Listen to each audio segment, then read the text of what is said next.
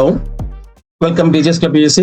നേരത്തെ ഞാൻ 2 വീഡിയോ ചെയ്തിരുന്നു എങ്ങനെയാണ് നമ്മുടെ എക്സാം സെന്ററും സിറ്റിയും ഷിഫ്റ്റും കാര്യങ്ങളെല്ലാം അറിയുന്നതെന്നുള്ള കാര്യം പറഞ്ഞിരുന്നു.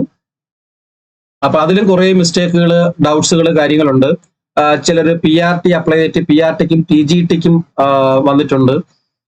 ചിലർക്ക് ഇത് കൊടുക്കുന്ന സമയത്ത് പാസ്വേഡും ID-യും മിസ്മാച്ച് എന്ന് പറഞ്ഞ് കാണിക്കുന്നു.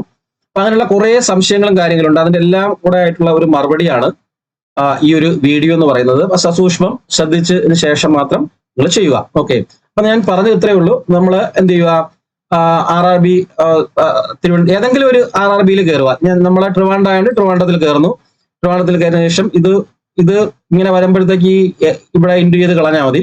ഓക്കെ, അതിനുശേഷം താഴെ വന്നിട്ട് ലേറ്റസ്റ്റ് ന്യൂസിൽ കിടപ്പുണ്ട് 7/2024 മിനിസ്റ്റീരിയൽ ആൻഡ് ഐസൊലേറ്റഡ് കാറ്റഗറീസ്. അവിടെ ക്ലിക്ക് ഡീറ്റെയിൽസ് കൊടുക്കുക. ഇങ്ങനെ കൊടുക്കുന്ന സമയത്ത് ഇങ്ങനെ കൊടുക്കുമ്പോഴത്തേക്ക് ഈ ഒരു പേജ് വരും. ഈ ഒരു പേജ് വരുമ്പോഴത്തേക്ക് ഞാൻ ഒരു സാമ്പിൾ രജിസ്ട്രേഷൻ നമ്പർ ഇവിടെ കൊടുക്കുകയാണ്.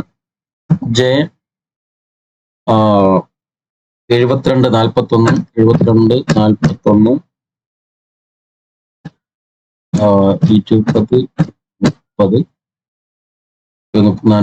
30 461 കൊടുത്തു. പിന്നെ നമ്മൾ ഡേറ്റ് ഓഫ് ബർത്ത് കൊടുക്കുകയാണ്. പിന്നെ ഡേറ്റ് ഓഫ് ബർത്ത് ആണ് കൊടുക്കേണ്ടത് 5/90. ഓക്കെ, ഡേറ്റ് ഓഫ് ബർത്ത് കൊടുത്തു. ഈ താഴെ നമ്പർ ടൈപ്പ് ചെയ്യുന്നു 863552 ഇങ്ങനെ കൊടുത്തു. ഇങ്ങനെ കൊടുത്തിട്ട് ലോഗിൻ കൊടുക്കുക.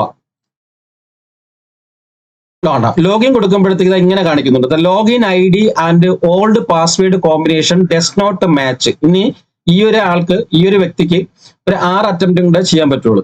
അപ്പൊ ഇങ്ങനെ ഒരു സംഭവം വരുന്നു. ഇങ്ങനെ വന്നു കഴിഞ്ഞാൽ ഇങ്ങനെയാണ് കാണിക്കുന്നതെങ്കിൽ നിങ്ങൾ ചെയ്യേണ്ട വളരെ സിമ്പിൾ ആയിട്ടുള്ള ഒരു പ്രോസസ്സാണ്. അത് ചെയ്തു കഴിഞ്ഞാൽ നിങ്ങൾക്ക് നിങ്ങളുടെ എക്സാം സിറ്റിയും സെന്ററും എല്ലാം ലഭിക്കുന്നതായിരിക്കും. ഞാനത് പറഞ്ഞുതരാം എങ്ങനെയാണെന്നുള്ളത്. ആദ്യം ചെയ്യുന്നത് പോലെ ചെയ്യുക. അപ്പൊ ഇങ്ങനെയാണല്ലോ കാണുന്നത്. ഇങ്ങനെ ചെയ്തു കഴിഞ്ഞതിന് ശേഷം ഞാൻ അത് തന്നെ ചെയ്യുകയാണ്. രജിസ്റ്റർ നമ്പർ കൊടുക്കുന്നു J7241 7241 20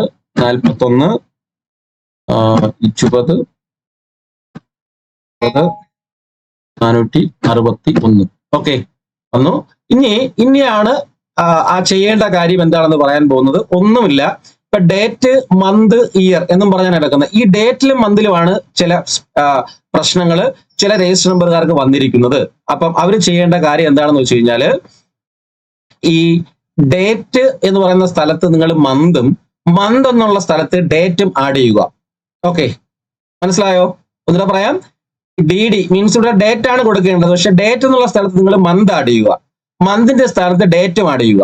അത്രേ ഉള്ളൂ. അങ്ങനെ ചെയ്തു കഴിഞ്ഞാൽ നിങ്ങൾക്ക് കിട്ടും. ഓക്കെ, ഞാൻ 5/3/1998 ആണ് 5-ാം തീയതി. അപ്പം 5/3 എന്നുള്ളതിന് പകരം ഞാൻ 3/5 എന്ന് കൊടുക്കണം. 3, അതായത് ഡേറ്റിന്റെ സ്ഥാനത്ത് മന്ത് കൊടുത്തു, മന്തിന്റെ സ്ഥാനത്ത് ഞാൻ ഡേറ്റും കൊടുക്കുകയാണ്.